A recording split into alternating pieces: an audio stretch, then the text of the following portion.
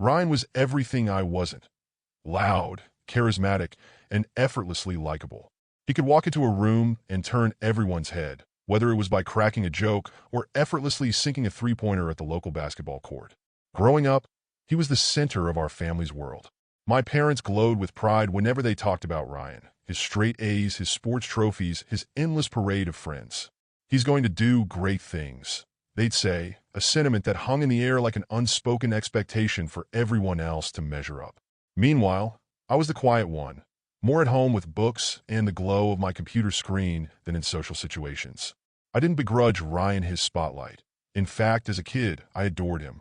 He seemed larger than life, a role model I could only dream of becoming. I remember sneaking into his room once when he wasn't home, running my fingers over his sports medals and imagining what it must feel like to be that admired. Back then, I didn't understand the weight of living in someone else's shadow, or how that shadow would grow into a suffocating force. The cracks in Ryan's perfect exterior began to show during high school. His charm, which had once been endearing, started to feel more calculated. He had a way of twisting conversations to remind you of his superiority. When I won a regional science fair, a rare moment of triumph for me, Ryan dismissed it with a shrug. "Cool, but it's not like it's a national competition," he said. My parents laughed it off as sibling teasing, but the sting lingered. Ryan wasn't just competitive, he was ruthless. He couldn't stand the idea of anyone, especially me, outshining him. When I earned a scholarship to study computer science, a moment I thought might finally earn my parents' respect, Ryan swooped in with a reminder of his athletic offers from top colleges. "Guess we're both pretty successful," he said with a grin that didn't reach his eyes. It was as if my achievements only mattered insofar as they could be diminished in comparison to his. I responded by diving headfirst into my work, using coding as an escape. By the time I was in my mid-20s, I'd built a tech startup from scratch. It wasn't easy. Late nights, constant doubt, and the overwhelming pressure to prove myself. But the company took off. For the first time, I felt like I'd carved out a piece of the world that was mine alone. I didn't need Ryan's validation or my parents' approval. At least, that's what I told myself. Then Olivia came into my life, and everything changed. We met at a networking event, where she effortlessly held a room's attention without trying. She was a corporate attorney, sharp-witted and confident, with a laugh that could soften even the stiffest boardroom. From the moment we started talking, I was captivated. Olivia saw something in me that I hadn't even seen in myself. She believed in my potential, not as Ryan's brother, but as my own person. When I introduced Olivia to my family, I expected Ryan's usual antics, subtle jabs, maybe an eye roll or two. What I didn't expect was the venom in his response. He greeted her with a forced smile that barely masked his disdain. Throughout dinner, he made snide comments about lawyers being professional liars and questioned her choice to date a guy who spends more time with computers than people. Olivia, to her credit, met his hostility with poise, deflecting his remarks with a wit that only seemed to irritate him more. After dinner, Olivia pulled me aside. "What's his deal?" she asked, her tone equal parts amused and annoyed. I didn't have an answer. Ryan had always been competitive, but this felt different. It was as if Olivia's presence threatened him in a way I couldn't quite understand. Over the months that followed, Ryan's bitterness toward Olivia grew more obvious. At family gatherings, he'd make underhanded comments about her career or question her intentions in front of everyone. "You sure she's not with you for the money?" he once joked, earning a sharp glare from Olivia and an awkward silence from the rest of the table. My parents brushed it off, as they always did. "That's just Ryan," my mother said with a laugh. But I could see the hurt in Olivia's eyes, even if she tried to hide it. The turning point came at our parents' anniversary party. Olivia and I had just announced our engagement, and while most of the family was thrilled, Ryan spent the evening sulking in a corner. When he finally spoke, it was to accuse Olivia of being a gold digger, his voice loud enough for everyone to hear. The room went silent. Olivia, ever composed, shot back, "You really can't stand anyone being happy unless it's on your terms, can you?" Her words hung in the air, a challenge Ryan wasn't used to facing. That night, Olivia and I talked long into the early hours of the morning. She confessed that Ryan's hostility wasn't new. It had started months before our engagement. He'd cornered her at a family barbecue, making an unwanted advance and threatening her when she rejected him. My blood ran cold as she recounted the details, the anger in her voice barely masking her hurt. Looking back, I realized Olivia's strength had made her a target. Ryan thrived on control, And when he couldn't intimidate or manipulate her, he turned to destruction. I had spent years excusing his behavior, chalking it up to sibling rivalry or the pressures of being the golden child. But this was different. This was war, and Ryan had just declared it. As Olivia slept beside me that night, her hand resting on mine, I made a silent vow. Ryan had taken so much from me already. My confidence, my peace of mind, my chance at a normal family dynamic. I wouldn't let him take Olivia too. The battle lines had been drawn, and for the first time in my life, I wasn't afraid to stand up to him. Ryan's animosity toward Olivia didn't explode all at once. It started as a slow simmer, subtle enough to pass as teasing if you weren't paying attention. His comments about her career were laced with condescension. "So, you argue for a living, huh? Must make for some interesting dinner conversations," he quipped during one of our family gatherings. Olivia laughed it off with a polite smile, but I noticed the way her hand tightened around her glass. At first, I thought Ryan was just being his usual self, competitive, abrasive, and overly eager to assert his dominance in every interaction. But the comments became sharper over time, and Olivia wasn't the type to ignore disrespect. During a family dinner, Ryan made a disparaging joke about women in law, something about how all they do is argue and rack up billable hours. The room chuckled awkwardly, but Olivia didn't let it slide. She placed her fork down and replied with a measured calmness that only amplified the power of her words. "Maybe if you'd had a decent lawyer, you wouldn't have lost that job a few years ago," she said, her eyes never leaving his. The table went silent, and Ryan's face flushed. He forced a laugh, but the look in his eyes wasn't embarrassment, it was fury. That was the moment I realized Ryan didn't just dislike Olivia. He hated her for refusing to play along with his games. Things came to a head at our parents' anniversary party. Olivia and I had just announced our engagement, and the room was buzzing with congratulations. Everyone was happy for us, except Ryan. He spent the evening sulking in the corner, his eyes darting between Olivia and me, as if he were cataloging every perceived slight. His bitterness was palpable, but I was too caught up in the joy of the moment to confront him. When he finally spoke, it was to ruin that moment. "A gold digger, huh? Never thought you'd fall for one of those," he said, his voice loud enough to cut through the laughter and conversation. The room froze. My mother looked horrified. My father cleared his throat awkwardly, but nobody said a word. Olivia, however, didn't flinch. She turned to Ryan, her expression calm, but her tone icy. "It's sad, really, how jealousy can make someone say such pathetic things," she said, her voice carrying through the silence. "Maybe if you spent less time tearing other people down, you'd find something in your own life worth being proud of." Her words landed like a slap, and for a moment I thought Ryan might lash out. But instead, he stormed out of the room, slamming the door behind him. That night, after we got home, Olivia finally told me what had been weighing on her. 2 months before, at a family barbecue, Ryan had cornered her in the kitchen. She recounted the story in a voice so steady it scared me. He had approached her while she was alone, complimenting her in a way that felt wrong. Too personal, too loaded. Then, he'd leaned in, trying to kiss her. Olivia had shoved him away, but his reaction was chilling. He grabbed my arm and said I'd regret it if I told anyone, Olivia said, her voice cracking slightly. "He said you'd never believe me, that he'd make sure no one would." She took a shaky breath, and for the first time since I'd known her, she looked vulnerable. "I didn't tell you, because I didn't want to ruin your relationship with your family. But after tonight, I can't keep quiet anymore."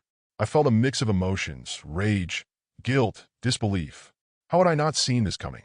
Ryan's behavior had been escalating for months, and I'd brushed it off as sibling rivalry. But this wasn't rivalry. This was something darker. My mind replayed every interaction, every snide remark, every glaring look. The signs had been there all along, and I had failed to protect Olivia from them. The next morning, I confronted Ryan. I found him at our parents' house, lounging in the living room like nothing had happened. When I told him I knew what he'd done, his reaction was almost laughably predictable. He smirked, leaning back in his chair as if he were enjoying a show. "So, she's lying to manipulate you," he said, his voice dripping with condescension. "You can't seriously believe her over your own brother." I saw red. "This isn't a joke, Ryan. You tried to kiss my fiancée, and when she rejected you, you threatened her. Do you have any idea what you've done?" My voice shook with barely restrained anger, but Ryan didn't flinch. Instead, he laughed. "God, you're so gullible. She's playing you, man. Women like her." "Don't." I cut him off, my voice sharper than I'd ever heard it. "Don't you dare try to paint her as the villain here. This isn't about her. This is about you. And you need to take responsibility for what you've done. Ryan's smirk faltered for a moment, but then he doubled down, calling Olivia a liar, a manipulator, a gold digger. His words were venomous, but they only solidified what I already knew. This wasn't just sibling rivalry or misplaced jealousy. Ryan was a toxic force, and if I didn't draw the line now, he would destroy everything I cared about. When I left the house that day, I knew there was no going back. Ryan had crossed a line that couldn't be uncrossed, and our relationship would never recover. But as I drove home, one thought kept running through my mind. Olivia had been right all along. Ryan wasn't just a problem. He was a threat, and it was time to stop pretending otherwise. The morning after Olivia's revelation, I woke up with a sick feeling in my stomach. I hadn't slept much, my mind churning over what she'd told me. The image of Ryan cornering her, threatening her, made my blood boil. How could my own brother, the person I'd grown up with, shared a childhood with, be capable of something so vile? I knew I had to confront him, but I wasn't prepared for what would follow. I drove to my parents' house, where Ryan was staying temporarily. He greeted me with his usual cocky grin, lounging on the couch as if he didn't have a care in the world. When I told him I knew what he'd done to Olivia, his expression didn't falter. Instead, he laughed, a short, cold sound that made my skin crawl. "You're actually buying her story," he said, shaking his head in disbelief. "You're going to believe her over your own brother? She's lying to manipulate you, man. Open your eyes." I clenched my fists, struggling to keep my composure. "She has no reason to lie, Ryan. She didn't even want to tell me because she didn't want to cause a rift in the family. But you've left us no choice." Ryan leaned back, his smirk widening. "Of course, she didn't want to tell you. She's a gold digger, and now that she's been caught, she's trying to cover her tracks." Classic. That was the moment it hit me. Ryan wasn't just toxic. He was dangerous. His dismissiveness, his complete lack of remorse, showed me that he truly believed he could spin this in his favor. And as much as I hated to admit it, he wasn't wrong. Ryan had always been the golden child, the one everyone believed in. Convincing people otherwise would be an uphill battle. Within days, Ryan's campaign against us began. It started with whispers, small, insidious rumors that spread through our social and professional circles. At first, they were vague, insinuations that Olivia wasn't who she seemed to be, that our relationship wasn't as perfect as it appeared. Then, they became more targeted. Ryan claimed Olivia had been unfaithful, going so far as to fabricate text messages and photos as proof. The fallout was immediate. My company, which had thrived on its reputation for innovation and integrity, began losing clients. Some cited unrelated reasons, but I knew the truth. The rumors had tainted my name, making me a liability. Olivia's situation was even worse. Her law firm, always wary of public scandals, put her on probation, citing concerns about her judgment. Watching her endure the scrutiny and judgment broke something in me. This wasn't just a personal attack. It was an all-out assault on our lives. I tried to fight back, reaching out to friends and colleagues to set the record straight, but the damage was done. People wanted to believe the worst, and Ryan was a master manipulator. Every denial felt like pouring water on a grease fire, spreading the flames further. It was like watching our lives unravel in real time, powerless to stop it. Desperate for answers, I hired a private investigator. If Ryan wanted to play dirty, I needed ammunition of my own. The PI, a sharp-eyed woman named Karen, wasted no time digging into Ryan's past. Her findings were more damning than I'd anticipated. Ryan had been fired from his previous job for harassing a coworker. The company had settled quietly, paying the woman a hefty sum to avoid a public scandal. My stomach churned as Karen showed me the documents, emails, complaints, and even a formal termination letter. How had I not known about this? How had our parents kept this under wraps? It didn't stop there. Karen discovered that Ryan had stolen thousands from our parents' retirement fund, siphoning off money over the course of several years. My parents had covered it up, either out of denial or a misguided attempt to protect him. The realization hit me like a gut punch. This wasn't just sibling rivalry. This was a pattern of destruction, a trail of chaos Ryan had left in his wake. Armed with this evidence, I knew I had to confront him again. But this time, it wasn't about getting an apology or trying to salvage our relationship. This was about protecting Olivia, my company, and my own sanity. Ryan had crossed every line imaginable, and if he thought he could continue to manipulate and destroy, he was about to learn just how wrong he was. As I stared at the folder of evidence in front of me, a grim determination settled over me. Ryan had underestimated me for years, treating me as the quiet, unassuming little brother he could walk all over. But he'd gone too far this time. He'd poked a sleeping bear, and now he was going to face the consequences. The drive to my parents' house felt endless. The folder containing the PI's report sat on the passenger seat like a loaded weapon, its weight a constant reminder of what I was about to do. I rehearsed what I'd say, but no amount of preparation could steady the knot in my stomach. This wasn't just about confronting Ryan. It was about tearing apart the illusion of our family, exposing truths that couldn't be ignored or forgiven. When I arrived, my father was in his usual spot in the living room, flipping through the newspaper. His face lit up when he saw me, though the warmth faded quickly when he noticed the folder in my hand. My mother was in the kitchen, fussing over a pot of coffee, while Ryan sprawled on the couch, scrolling through his phone like he didn't have a care in the world. "Can we talk?" I said, my voice sharper than I intended. My father looked uneasy but nodded, folding the newspaper and setting it aside. My mother appeared in the doorway, her expression shifting from curiosity to concern. Ryan didn't even glance up, muttering, "This should be good," under his breath. I didn't waste time. I placed the folder on the coffee table and opened it, spreading the documents across the surface. "This is what you've done, Ryan. The harassment, the theft, the lies. It's all here." For the first time, Ryan's smirk faltered. He leaned forward, his eyes scanning the papers. When he looked up, his face was pale, but he didn't deny a word. Instead, he leaned back, crossing his arms defensively. "So what? You hired a PI to dig up dirt on me? That's low. Even for you? Low." I snapped, my voice rising. "What's low is what you've done to Olivia, to me, to our parents. Do you have any idea the damage you've caused?" Ryan's gaze flickered, but instead of remorse, his expression hardened. "Do you know how hard it is to be perfect all the time?" he shouted, his voice trembling with anger. "To be the one everyone expects to succeed? Do you think I wanted this? I've been carrying this family on my back for years while you got to play the underdog." His words hung in the air, a twisted confession wrapped in self-pity. My father, who had been silent until now, buried his face in his hands. "Ryan," he said softly, his voice breaking. "What have you done?"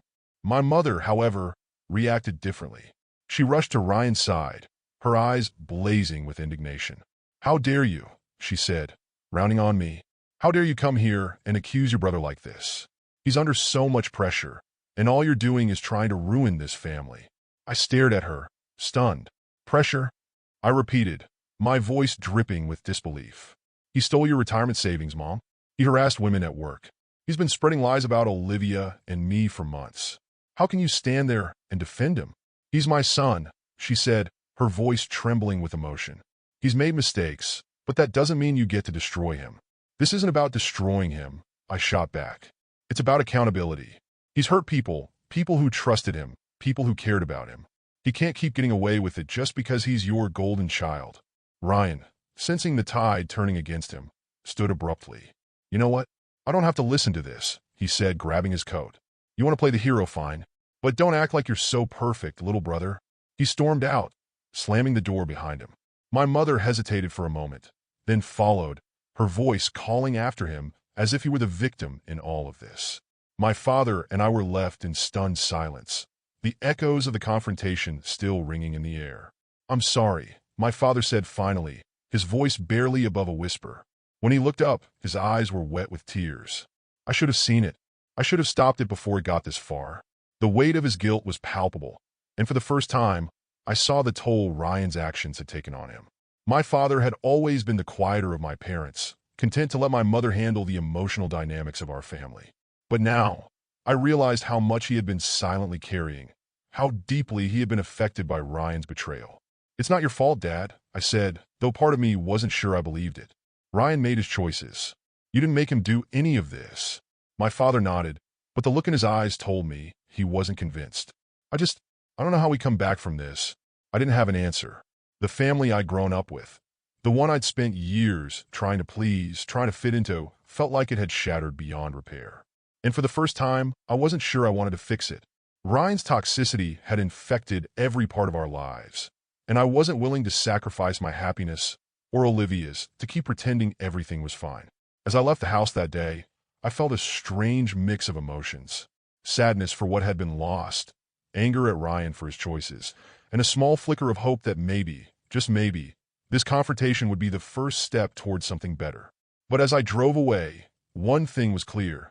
The ties that had bound us together as a family had been irreparably severed, and there was no turning back. The fallout from Ryan's betrayal felt like being caught in a slow-motion car crash. Every day brought a new blow, another rumor, another lost opportunity, another piece of evidence that Ryan's campaign against us wasn't just a moment of anger, but a calculated attempt to destroy our lives. He wasn't satisfied with just tearing Olivia and me apart emotionally. He wanted to dismantle everything we'd built. The first casualty was Olivia's job. Her law firm, wary of any scandal that might tarnish its reputation, called her into a meeting and placed her on indefinite probation.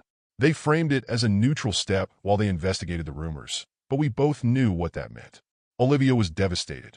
She'd worked tirelessly to establish herself in her field, and now her career was hanging by a thread because of lies she couldn't disprove to people who didn't want to hear the truth.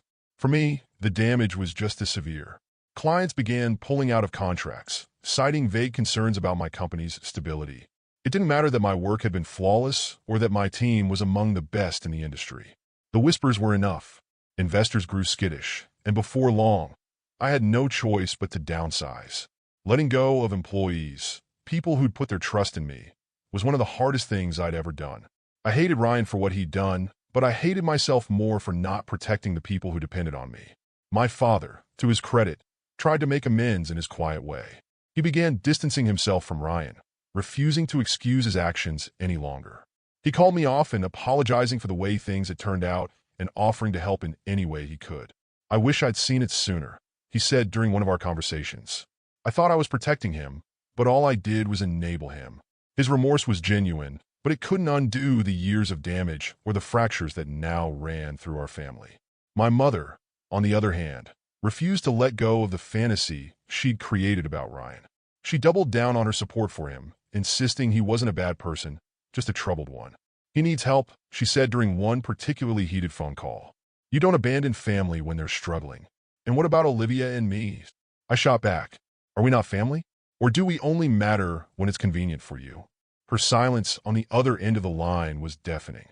That conversation marked the beginning of a new, painful chapter in my relationship with my mother. Her refusal to hold Ryan accountable drove a wedge between her and my father, too. They started arguing more frequently, their once united front crumbling under the weight of their divided loyalties. It was like watching a dam slowly crack, knowing it would eventually burst but being powerless to stop it. Amid the chaos, Olivia and I made a decision that felt both liberating and heartbreaking. We were going to leave. Staying in the same city as Ryan, as my parents, as the toxic dynamics that had consumed our lives, was no longer an option. We needed a fresh start, a place where we could rebuild without constantly looking over our shoulders. It wasn't an easy choice. Leaving my parents behind, especially my father, felt like a betrayal. But I couldn't keep sacrificing our peace for a family that refused to change. Packing up our lives was bittersweet. As I boxed up my office, I came across a photo of Ryan and me as kids, grinning at the camera with our arms slung over each other's shoulders. For a moment, I felt a pang of nostalgia for the brother I thought I'd had, the version of Ryan who had seemed untouchable, unbreakable. But that version of him didn't exist anymore. Maybe he never had. Olivia and I found a quiet town in a neighboring state, far enough away to feel like a clean slate, but close enough that we could visit my father if the need arose. Our new house was modest but warm, with a backyard that Olivia fell in love with the moment she saw it. "This is it," she said, her voice filled with a hope I hadn't heard in months. For the first time in what felt like forever, we could breathe. As we settled into our new life, I began to see the toll the past months had taken on Olivia.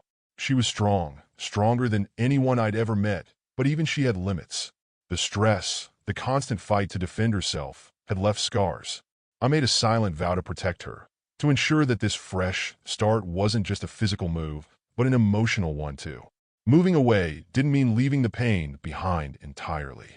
My mother continued to call, her voice alternating between guilt and anger. "You've torn this family apart," she said during one call. "You've turned your father against me, against Ryan. How can you live with yourself?" "I'm not the one who did this, Mom," I replied, my voice steady despite the knot in my chest. "Ryan did. And until you can admit that, we have nothing left to talk about." My father's calls were different. He didn't try to fix anything or ask me to reconsider my choices. Instead, he just wanted to hear about our new life, about Olivia, and our plan for the future. "You're doing the right thing," he told me one evening. "It's hard, but sometimes leaving is the only way to protect what matters." His words stayed with me as Olivia and I began to rebuild. I knew the road ahead wouldn't be easy. The wounds Ryan had inflicted were deep, and some days it felt like they'd never fully heal. But as I looked out at our new backyard, the sun setting over the trees, I felt a glimmer of something I hadn't felt in a long time. Hope. For the first time, the chaos was behind us, and the future was ours to create. The move felt like closing a chapter one wasn't sure I'd survive. As the U-Haul trailed behind our car, Olivia and I crossed the state line with a mix of exhaustion and anticipation. The past months had been a whirlwind of betrayal, heartbreak, and anger. But now, as we pulled into the driveway of our new home, a modest but charming house with a wraparound porch, it felt like the first step toward reclaiming our lives. It wasn't just a new place to live. It was a chance to rebuild, free from the toxicity that had threatened to consume us. Our new community welcomed us with open arms. Neighbors dropped by with pies and offers to help us settle in. One even brought a small potted plant, a symbol of growth and renewal that Olivia placed in the kitchen window. The warmth was almost overwhelming after months of isolation and suspicion. For the first time in what felt like forever, we could breathe. I threw myself into rebuilding my business, this time focusing on smaller clients who valued relationships over flashy portfolios. It was slow going, but each new client felt like a small victory, a step toward regaining what Ryan had tried to take from me. Olivia, meanwhile, took on freelance legal work. The flexibility allowed her to set her own pace, giving her the space she needed to process everything we'd been through. She spent her mornings working in the sun-drenched home office we'd set up, and her afternoons tending to the garden she'd started in the backyard. Despite the fresh start, Ryan's shadow loomed. My mother called constantly, her voice a mixture of guilt and desperation. "You need to make peace with Ryan," she'd say, as if his actions were a minor squabble instead of calculated destruction. She refused to acknowledge the harm he'd caused, insisting that he was just under stress and needed compassion. Each conversation drained me, reopening wounds I was trying to let heal. Olivia would listen from the other room, her expression a mask of quiet concern. After one particularly grueling call, she sat beside me, placing a hand on my arm. "You don't owe her this," she said softly. "You don't owe him anything. You've done everything you can. It's okay to set boundaries." Her words were a balm, but they didn't erase the guilt I felt for distancing myself from my mother. She was my mom, after all, and some part of me still wanted her approval, her understanding. But every time I tried to explain how Ryan had hurt us, she deflected, making excuses for him and framing me as the unreasonable one. "Family is family," she'd say, as if that made everything Ryan did acceptable. I began letting her calls go to voicemail more often, knowing that my peace, and Olivia's, depended on it. Just as we started to settle into a rhythm, a letter arrived in the mail. The handwriting on the envelope was unmistakable, Ryan's bold, slanted script. My stomach churned as I opened it, Olivia standing silently by my side. The letter was long, written on lined paper torn from a notebook. It was filled with apologies, acknowledgments of his mistakes, and claims that he'd entered therapy to address his issues. He wrote about the pressure of being the golden child, the jealousy he'd felt watching me succeed, and his regret for how he'd treated Olivia. "I know I don't deserve forgiveness," he wrote, "but I'm asking for a chance to make things right. I want to fix this to fix us." For a brief moment, I considered responding. Maybe therapy had changed him. Maybe he was sincere. Maybe this was the first step toward healing the fractures in our family. But when I looked at Olivia, her eyes filled with caution, I realized that I wasn't ready to trust his intentions. His words couldn't erase the damage he'd done, and the cost of letting him back into our lives was too high. "We don't have to decide anything right now," Olivia said gently, sensing my turmoil. "But whatever you choose, remember that we've worked too hard to get here. Don't let him pull us back." I placed the letter in a drawer, unsure if I'd ever revisit it. Ryan's apology felt like a loose thread, something unresolved in a story that I wanted desperately to leave behind. But Olivia was right. We had fought too hard for our peace to let it be disrupted. This fresh start was our chance to build something new, something strong, and I wasn't about to let anyone, not even Ryan, take that from us. As the days turned into weeks, the letter stayed in the drawer, untouched. The ache of unfinished business lingered, but it no longer consumed me. Ryan's shadow might have followed us here, but it no longer dictated our lives. We were moving forward one day at a time, And for the first time, the weight of the past felt a little lighter. In the aftermath of our move, my father became a lifeline I hadn't expected. He visited often, sometimes bringing fresh vegetables from his garden, other times just stopping by to chat. He seemed lighter when he was at our new home, away from the tension that had overtaken his own. "This place reminds me of the house I grew up in," he said once, standing in our backyard and looking out at the rows of sunflowers Olivia had planted. Simple, peaceful.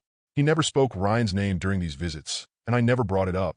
It was an unspoken agreement between us, a shared understanding that the subject was too raw, too volatile. Instead, we talked about small things: his new tomato plants, a book he'd started reading, Olivia's plans to expand the garden. It was the most consistent and genuine connection we'd had in years. But my mother was a different story. Her calls, once filled with warmth, had grown increasingly strained. She couldn't understand why I'd cut ties with Ryan, often accusing me of abandoning the family. "He's your brother," she'd say, her voice sharp with frustration. "Families fight, but they come back together. That's how it works." "No, Mom," I'd reply, my voice steady but tired. "That's how it works when people take responsibility for their actions. Ryan hasn't. He's hurt Olivia, me, and even you. But you refuse to see it." Her silence on the other end of the line was always the same, a heavy, accusatory pause that felt like a punch to the gut. And yet, she kept calling, as if sheer persistence could wear me down. Some days, I let her voicemails pile up, unwilling to reopen wounds that had barely started to heal. Other days, I answered, hoping against hope that something had changed. It never did. One night, during a particularly heated call, my mother let slip something that made my stomach churn. "Ryan's always been the one under pressure," she said, her voice breaking. "We had to push him because he struggled to handle it." It was a moment of unintentional honesty, a glimpse into the cracks beneath the pedestal they'd placed Ryan on. For years, I'd resented their favoritism, the way they lavished praise on him while treating my accomplishments as afterthoughts. Now I saw it for what it was, not just favoritism, but desperation. They had built Ryan up because he couldn't bear the weight of anything less. "You think that excuse is what he's done?" I asked, my voice tight with anger. "That doesn't justify the way he's treated people, especially Olivia." "I'm not excusing it," she said, though her tone suggested otherwise. "I'm just saying you don't understand the pressure he's been under. And you don't understand the damage he's caused," I shot back. "Ryan's choices are his own, no matter what pressure he was under. Stop blaming everyone else for his mistakes." I hung up before she could respond, my hands shaking with frustration. The conversation left a bitter taste in my mouth, a reminder of how deeply rooted her denial was. She couldn't, or wouldn't, see Ryan for who he truly was, clinging instead to the image of the son she wanted him to be. It was infuriating, but more than that, it was heartbreaking.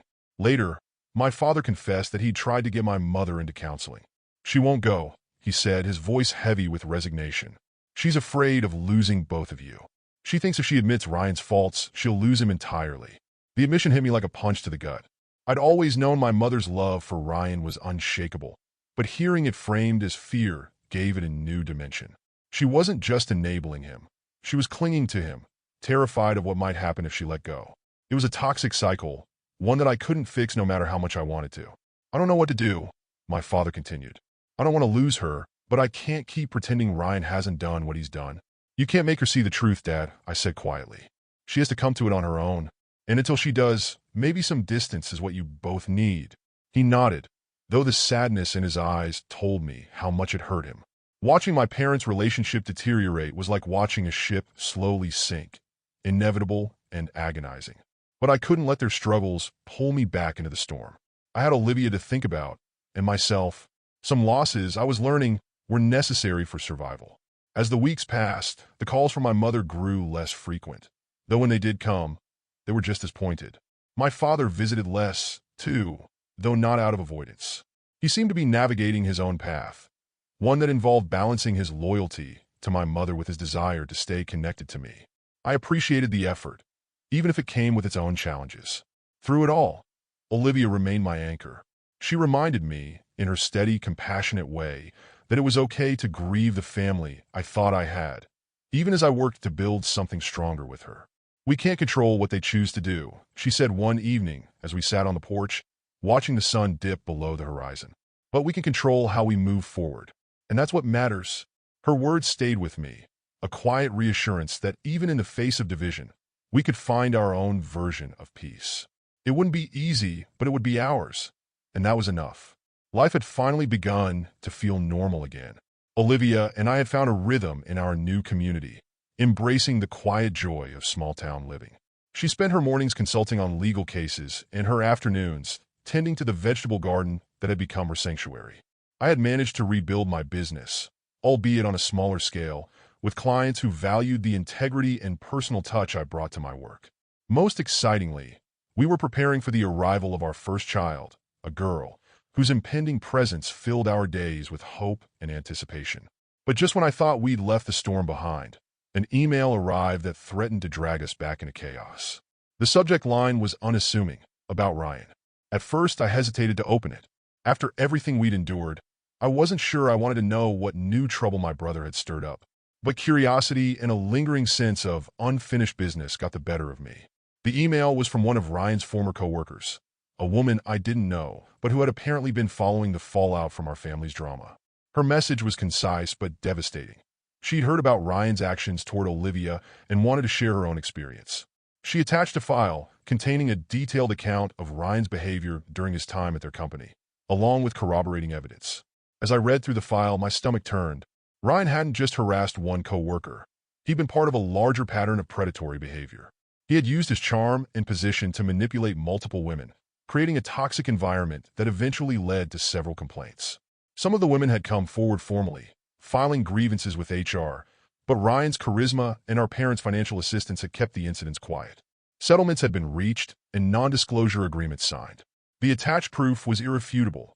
Emails laced with inappropriate comments, testimonies from several women detailing his advances, and even a copy of a settlement agreement that had been buried by the company to avoid scandal. The weight of the evidence was overwhelming, painting a picture of someone who had not only hurt Olivia and me, but had caused untold harm to others. I sat in stunned silence, the file open on my laptop. Olivia, who had been reading on the couch, noticed my expression and came to sit beside me. "What is it?" she asked, her voice cautious. Wordlessly, I turned the screen toward her. She read in silence, her face a mask of controlled emotion. When she finished, she closed the laptop gently and turned to me. "This isn't just about us anymore," she said. "This is about making sure he doesn't hurt anyone else." The next few days were a blur of emotions. I wrestled with what to do, torn between the instinct to protect my family's peace and the growing realization that staying silent would make me complicit. Confronting Ryan felt futile. He had shown time and time again that he wouldn't take responsibility for his actions. But ignoring the information felt worse, like letting his victims down. Olivia was the one who ultimately guided me to the decision. "This isn't revenge," she said one night as we sat at the kitchen table, the file between us like an uninvited guest. "This is about accountability. If we don't act, he'll keep doing this. And someone else will suffer because of it." Together, we decided to forward the evidence to the appropriate authorities. It was a heavy decision, one we didn't make lightly. We anonymized the submission, ensuring that it couldn't be traced back to us. It wasn't about dragging our names into another storm. It was about doing the right thing. After we sent the evidence, a strange calm settled over me. It wasn't relief, exactly, but a sense of closure I hadn't expected. For so long, Ryan's actions had felt like a weight I couldn't shake, a constant reminder of the chaos he had brought into our lives. Now, for the first time, it felt like that weight wasn't entirely mine to carry. A few weeks later, I received another email from the same coworker. She thanked us for taking action, explaining that some of the women Ryan had hurt were now coming forward publicly. It was a small but significant victory, a sign that justice might finally catch up to him. Olivia and I didn't discuss it much after that. There was a quiet understanding between us that we'd done what we could and that the rest was out of our hands. As we prepared for the arrival of our daughter, the focus shifted back to our family, to the life we were building far from the shadow of Ryan's toxicity. Still, there were moments, usually late at night, when the house was silent and my thoughts refused to settle, when I thought about Ryan and the path he had chosen. Part of me still hoped he'd change, that the weight of accountability would force him to confront the harm he'd caused. But even if he didn't, I knew one thing for certain. His choices no longer defined my life. We had moved on, and for the first time in years, the future felt like it was truly ours. The news broke like a thunderclap. One of Ryan's former co-workers, emboldened by the evidence we had anonymously submitted, came forward publicly. She shared her story with a local news outlet, detailing the harassment and abuse she had endured while working with him. Her account was raw and damning, backed by documents that left little room for doubt. The story quickly gained traction, igniting a firestorm of attention. Within days, more women stepped forward, each recounting eerily similar experiences. The pattern of manipulation, harassment, and abuse became undeniable. Social media erupted with outrage, condemning Ryan as the details of his actions spread. The company where he had worked tried to distance itself, releasing a carefully worded statement about addressing past failures. But the damage was done, both to their reputation and to Ryan's. For Olivia and me, it was surreal to watch the storm unfold from a distance. We had known about Ryan's actions, but seeing them laid bare for the world was both validating and unsettling. This wasn't just a family issue anymore. It was a public reckoning. And as much as I hated to admit it, part of me felt a grim satisfaction that he was finally being held accountable. My mother's reaction was predictably devastating. She called me in tears, her voice cracking with disbelief and anger. "Why are they doing this to him?" she sobbed. "He's not a monster. He's just misunderstood." "Mom, he's being investigated for a reason," I said, trying to keep my voice calm. "This isn't just one person accusing him. It's a pattern. He doesn't deserve this," she insisted, her voice rising. "You don't understand the pressure he's been under. He made mistakes, but this is a witch hunt." Her refusal to see Ryan as anything but a victim was maddening. No matter how much evidence piled up, she clung to the narrative she'd built around him. It wasn't just denial. It was willful blindness, a desperate attempt to protect the image of the son she wanted to believe he was. My father, on the other hand, responded with quiet resignation. He called me the day after the first news story broke, his voice heavy but steady. "I saw the article," he said. "It's hard to read, but I'm glad it's finally out there." There was a long pause before he added, "Thank you for doing what I couldn't. I should have stopped this years ago, but I didn't have the strength. I'm sorry for that." His words hit me harder than I expected. For years, I had resented my father for his silence, for standing by as Ryan's behavior went unchecked. But hearing his acknowledgement, his regret, softened something in me. It didn't erase the past, but it felt like a step toward healing. As the investigation intensified, Ryan did what he always did when faced with consequences. He ran. One morning, I woke to a news alert on my phone. Ryan had fled the country, leaving behind a trail of unanswered questions and a shattered reputation. Authorities issued a warrant for his arrest, but without extradition, it seemed unlikely he'd ever face justice in court. My mother stopped calling after that. The weight of Ryan's actions and his sudden disappearance pushed her into a spiral of isolation. My father, during one of his visits, shared that she had retreated into a world of what-ifs, clinging to memories of Ryan's childhood and the idea that he was still the boy she had once adored. "She's not the same," my father admitted, his shoulders slumped. "She doesn't leave the house much anymore. She just sits with old photo albums, trying to make sense of it all." It hurt to hear, but I knew there was nothing I could do. My mother's denial was her choice, and I couldn't fix what she refused to face. Olivia, ever my anchor, reminded me that we had done everything we could. "You can't save someone who doesn't want to be saved," she said. "Your focus has to be on us now, on our family."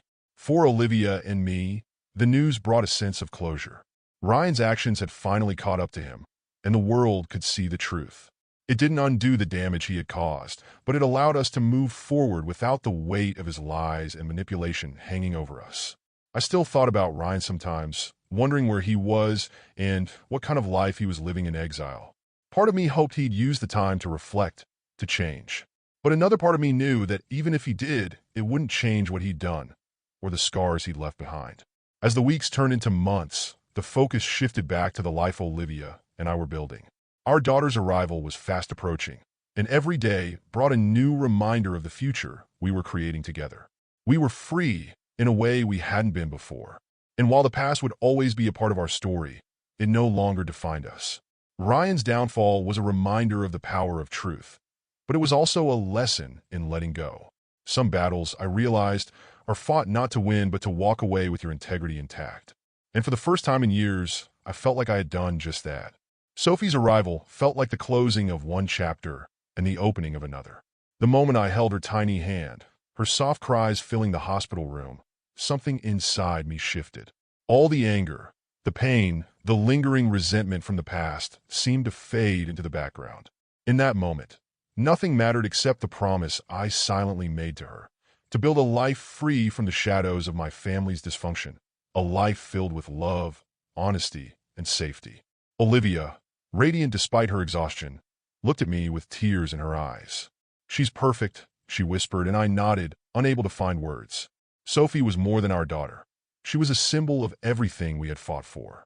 Every sacrifice, every painful decision had led us to this moment, and it was worth it. Bringing Sophie home was surreal. Her nursery, which Olivia had lovingly decorated in soft pastel tones, felt like the heart of our house. Late-night feedings, the gentle hum of lullabies, and the quiet joy of watching her sleep became the rhythm of our days. She was a reminder of how far we'd come and how much we had to look forward to. My father quickly became a regular fixture in Sophie's life. He visited often, bringing handmade toys and fresh vegetables from his garden. Watching him hold Sophie, his face lit up with a joy I hadn't seen in years, was bittersweet. He had always been a quiet, steady presence in my life, but the events with Ryan had brought us closer in unexpected ways. "Being here, with her, it's like a second chance," he said one afternoon, rocking Sophie gently in his arms. "I want to be the kind of grandfather she can always count on." His words resonated deeply. For so long, I had been consumed by the idea of what my family should be, only to realize that family isn't about perfection. It's about presence, about showing up when it matters. My father was doing that now, and it meant more to me than I could express. My mother, however, remained distant. She hadn't reached out since Ryan fled, retreating further into her denial.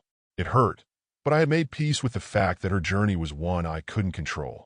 Instead, I wrote her a letter, pouring out everything I'd held back over the years.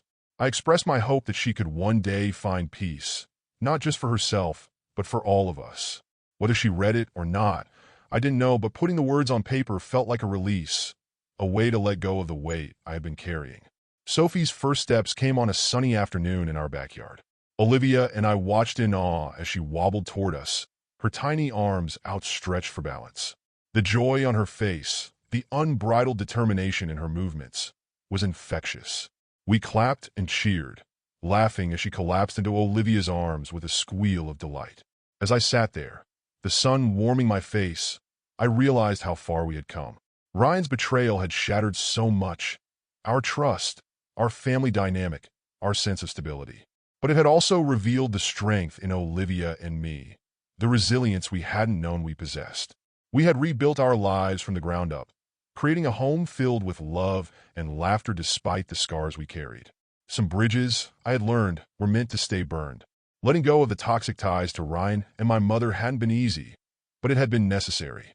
And now, as I watched Sophie toddle across the grass, I felt a profound sense of peace. Our family wasn't perfect, but it was ours, and that was enough. Olivia and I often talked about the kind of environment we wanted to create for Sophie. We wanted her to grow up knowing that she was loved unconditionally, that her voice mattered, and that honesty and respect were non-negotiable values. We vowed to break the cycle of dysfunction that had plagued my family, to build a foundation of trust and communication that would withstand whatever challenges came our way.